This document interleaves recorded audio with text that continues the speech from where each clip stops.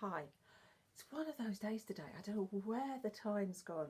I sort of popped into town for a quick trip, and a quick trip turned into a long trip because I bumped into a friend, and you know what it's like. You just start talking, especially with lockdown. You don't sort of see people so much, do you? And you sort of bump into somebody, and you sort of, oh, got so much to catch up on. Anyway, I thought I'd just pop on quickly and let you know about this book that I've just finished. And let me just get it in the right camera. The Sisters of the Winter Wood by Rena Rossner. And I must say it is my favourite so far this month for November. And look at that cover, isn't it spectacular? That the book itself must be amazing because it looks incredible just on a Kindle. And this was another one of my 99p Kindle deals that you just got to go and have a look sometimes. And that was what drew me to this one. It was the cover. Yeah. So yeah, I've got to own it even if it is on Kindle.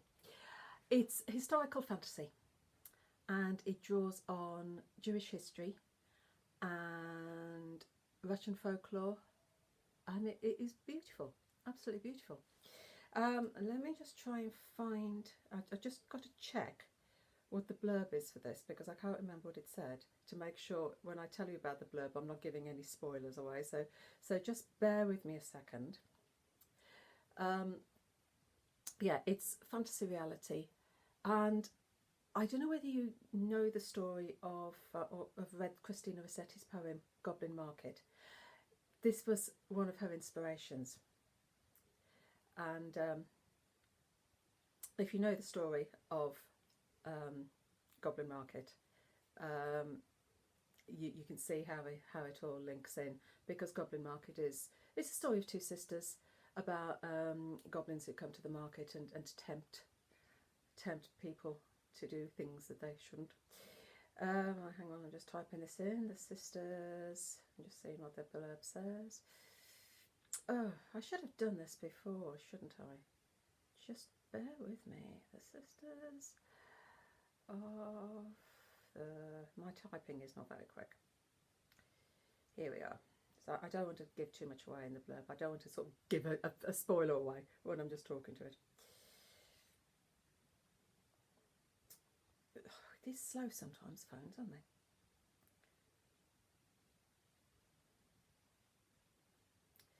they? Got it.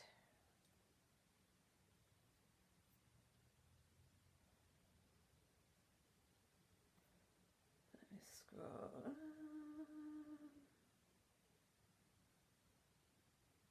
Oh yeah, what I was going to say is something thick. Alright, so the blurb. In a remote village surrounded by forests on the border of Moldova and Ukraine, sisters Liba and Leia have been raised on the honeyed scent of their mummy's babka and the low rumble of their tatty's prayers. When a troop of mysterious men arrives, Leia falls under their spell despite their mother's warnings to be wary of strangers, and this is not the only danger lurking in the woods. As dark forces close in on their small village, Liba and Leia discover a family secret passed down through generations. Faced with a magical heritage they never knew existed, the sisters realise the old fairy tales are true and could save them all. And so it's a good job I never said what I was going to say. Absolutely beautiful. There's two sisters.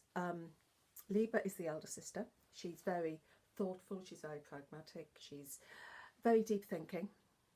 Leia is, her head's in the clouds.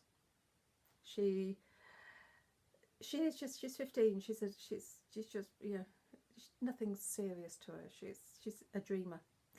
As I said, it draws heavily on the Jewish history, and Liba is very. She follows her father, her tati, and she understands the religion, the stories. Leia, she's just not. She performs all the traditions, all the ceremonies, but her head's not there. And you get this the sort of find out the two sisters. The way the book is structured, Liba's, they're in alternated chapters. Liba, Leia, and Liba's are in prose because she's the deep thinker, and Leia's are in verse because she's the dreamer. And it does fit very, very well. So you think you've got, and actually because you've got it is quite a quick read because Leia's chapters are in verse, so you quickly sort of flicking through. It weaves fairy tale and horror. There are elements of horror there. You've almost got a detective story as well, because there's murder that they've got to investigate. And Wild Goblin Market is very much a very sensual poem. This is in the same vein. You've got the awakening of the two girls' sexuality. They've been in a very strict family environment, and the parents have to go away and leave them to fend for themselves, and it awakens their sexuality. They discover things about themselves. Leia particularly, her verse, you've got, it's almost bordering on the question of consent, because she's drawn into this sort of magical enchantment. So if you're magically enchanted, are you consenting or not consenting? You're not quite sure. Liebe herself, she knows what her father's got in store for her as regards marriage, but she's drawn to somebody else. She actually falls in love for the first time ever, but she knows that her father will not be happy. Would he allow it? But it's awakening feelings that she never knew before. You've got Liebe. You've got body issues with Liebe. She is very down on herself because she doesn't feel that she's attractive like her sister. Her sister's golden and thin and beautiful, and Liebe thinks that she is large and ugly in comparison, whereas the people around her think she's beautiful. So you've got sort of body issues there, but it's not body issues in a negative way. It's very positive, because everybody's so enamoured with Liebe herself. It draws, as I said, it draws on Jewish history, and it draws on the author's own history. It goes back to the pogroms of the early 1900s, when there's a suspicion could turn a whole community against the Jewish people, and then there'd be a massacre. The two villages where the stories are set, they are real villages on the sort of Moldova-Ukraine border, and these massacres happened there, and the author's family were affected.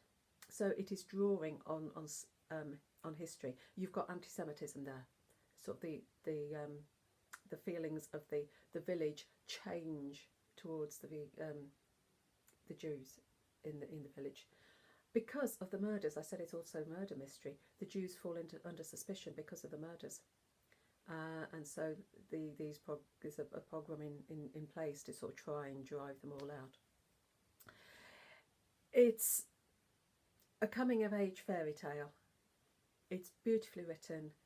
What is there not to like? You've got magical woods, you've got enchantments, you've got fairy tales, you've got magic. It is beautiful, and it's one of my favourites so far, November. And funnily enough, my next Kindle read is also talking about sort of Jewish history, because it's the Dove Keepers, and it's about the Masada, when the whole town committed suicide to stop the Romans coming in, taking it over. So I'll let you know what I think about that one later. So sorry, I've been rambling on a bit, so I do apologise. But it's one of those days, so whatever. If you like my videos, like, subscribe, show me you love me, and I will catch you next time. But lovely to talk to you again. Have a lovely rest of the day, whatever you are doing. I've got to go and clean the bathroom, as you do, and I'll catch you later. Take care.